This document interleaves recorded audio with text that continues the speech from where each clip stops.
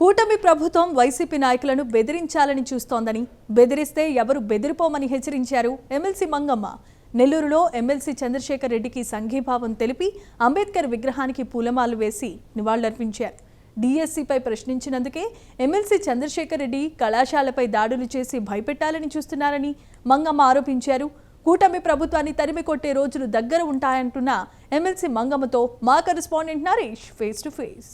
YCP MLC Parvathareddy Chandrasekhar రెడ్డికి సంబంధించినటువంటి విద్యా సమస్యలపై నిన్న రైడ్ చేయడంతో ఒక్కసారిగా కూడా వైఎస్ఆర్సీపీ పార్టీ దీన్ని సీరియస్గా తీసుకుంది.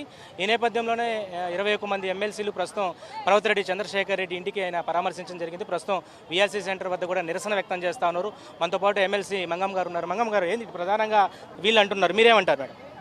అదంతా తప్పండి. వాళ్ళ తప్పులు ఎత్తి చూపే విధంలోనే వాళ్ళు చంద్రశేఖర్ రెడ్డి వాళ్ళు విద్యా సంస్థల మీద దాడి చేస్తున్నారు. అదేవిధంగా చంద్రశేఖర్ రెడ్డి అసెంబ్లీలో కానీ ప్రతి విషయంలోనూ ఆయన ఆధారాలతో సహా ఆయన నిరూపిస్తున్నారు. ఇంతకుముందు తిరుపతి లడ్డు విషయంలో కూడా ఆయన మొత్తం ఆధారాలన్నీ తీసుకొని ఆయన నిరూపిస్తున్నారు. కాబట్టి వాళ్ళు కచ్చిపూర్వకంగానే ఇది ఆయన కచ్చి సాధింపులుగా అక్కడ ఏ తప్పులు జరగలేదు. కాబట్టి అలా తప్పు జరిగింది. వీళ్ళు విద్యా సంస్థలు సక్రమంగా నడపాలి అంటే నారాయణ కాలేజీలు తీసుకోండి. ఆ నారాయణ కాలేజీలో ఎన్ని అవకతవకలు జరుగుతున్నాయి. నారాయణ కాలేజీలో ఇంత ముందు నుంచి చూస్తున్నాము. వాళ్ళకి ఎగ్జామ్ టైంలో పిల్లలకు హాల్ టికెట్లు ఇవ్వక బీది పిల్లలు చేర్చింటారు. వాళ్ళకి ఏదో కొన్ని రోజులు టైం అయితే కూడా మాకు విలేజ్లు మాకు అన్ని ప్రధానంగా నారాయణ కళాశాల గురించి మీరు అంటున్నారు. ఏదైతే కూటమి నేతలు ప్రధానంగా ఏమంటున్నారంటే గత హయాంలో వైసీపీ హయాంలో నారాయణ కళాశాలకు సంబంధించిపై అనేక తనిఖీలు చేశారు. ఆయన మీద కూడా కక్షపూరితమైనటువంటి వ్యవహార శైలి ముందు కొనసాగిందని చెప్పి వాళ్ళు అంటారు. మీరేమంటారు దీని మీద?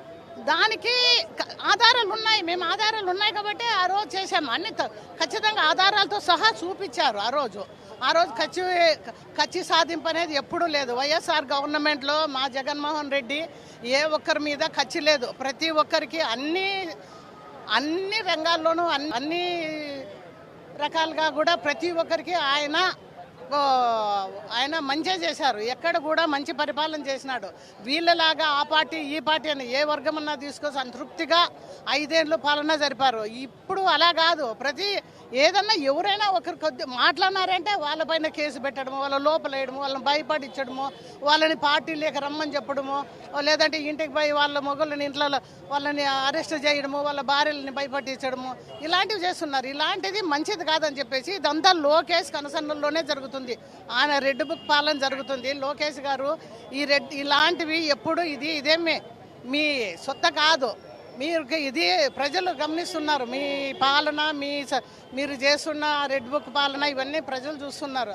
కాబట్టి వచ్చే 29లో ఖచ్చితంగా మీకు బుద్ధి చెప్పి డిపాజిట్లు లేకుండా చేస్తున్నారని చెప్పేసి మేము ఇది మొత్తానికి నెల్లూరు సిటీలో అయితే రాజకీయ ప్రకంపనలు అయితే కొనసాగుతున్నాయని చెప్పుకోవాలా. పర్వతరెడ్డి చంద్రశేఖర్ రెడ్డికి కుటుంబ సభ్యులంతా కూడా మేము ఉన్నామండి, అండదండలు ఉన్నాయని చెప్పి ఎమ్మెల్సీ మంగమ్మ సైతం కూడా ధీమా ఆయనకు ఒక అండగా నిలుస్తున్నామని చెప్తున్నారు. మొత్తానికి వైఎస్ఆర్ కాంగ్రెస్ పార్టీ దీని మీద స్టాండ్ తీసుకుంటుంది. కేవలం డిఎస్సికి సంబంధించినటువంటి ప్రూఫ్స్ అన్నీ కూడా ఎమ్మెల్సీ పర్వతరెడ్డి చంద్రశేఖర్ రెడ్డి ముందు పెట్టారు. కాబట్టి ఆయన మీద ఇలాంటి రాజకీయ ప్రకంపనలకు ముందు తీసుకెళ్తున్నారని చెప్పి ఒకవైపు కూటమి ప్రభుత్వాన్ని లోకేష్ అయ్యుండొచ్చు, చంద్రబాబు నాయుడు అయ్యుండొచ్చు, వీళ్ళందరూ కూడా టార్గెట్ చేస్తున్నట్టుగా తెలుస్తోంది. ఇది మొత్తానికి పర్వతరెడ్డి చంద్రశేఖర్ రెడ్డి అండదండగా ఉన్నటువంటి ఎమ్మెల్సీలపై తాజా అప్డేట్. కెమెరా పర్సన్ వెంకయ్యతో నరేష్, నెల్లూరు సిటీ నుంచి.